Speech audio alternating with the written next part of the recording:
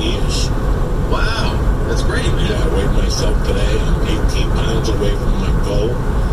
Congrats. My first goal, you know, and a lot of people were inspired by you. When I had Bert on a couple of weeks ago, he told me that what happened to you really wore on him. Like, you were in good shape, you were healthy, and I think a lot of people saw that fall, and we all said, fuck it, we're getting strong, you know.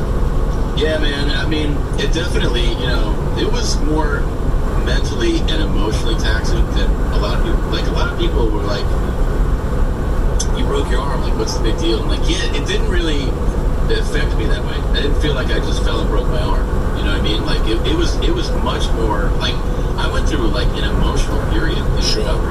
You do. Like, you know, oh, yeah, man. And, like, people that have been injured understand it. All the therapists understand it. But a lot of people just go, like, what are you talking about? I'm like, I don't know how to explain it to you, man. But it was a very mentally and emotionally taxing time. And I didn't expect it. I mean, I didn't expect to get injured. And then I didn't expect it to affect me in that way. And, you know, like, you feel a lot of things. Like, one of the things that stood out to me was, like, day one in the hospital, I felt, like, tremendous gratitude. Like, overwhelming. I don't mean when you're like, well, I'm grateful for my, like, I felt, like, overwhelming gratitude that I was in the position I was in, that my friend, like, Bert was with me, and I felt, like, so much gratitude that he was my friend.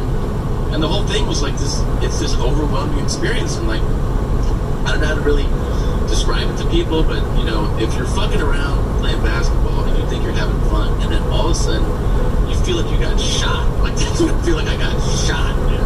Like, my fucking patellar tendon rips in half, and then I land on my arm and snap it. Like, all of a sudden your whole world is upside down. I mean, it's one of those things where it's like, it's one of those life experiences where I know this will be like this moment where 20 years from now you can ask me about it, and I'll be like, man, that was a day that I felt like made a huge impact on my life. You know, it's like, I was telling someone, I go, you know, when I was 19, I OD'd, and I was in a coma, and it was like, it was really wild experience. And, you know, it's fresh in my mind. Like, it doesn't, like, it's 20 years, more than 20 years ago. But it changed the way that I was living my life at the time. I was a freshman in college. I was doing the things that a lot of people were doing. Because you're a freshman in college, you're experimenting with drugs and stuff. And I was like slowly escalating, right?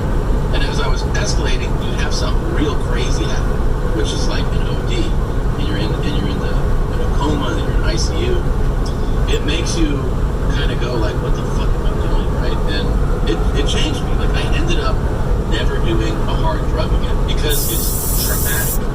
And so for this thing, it's a totally different thing, obviously, but it just kind of affects you in a way where you're like, oh man, like, I didn't realize I was this vulnerable.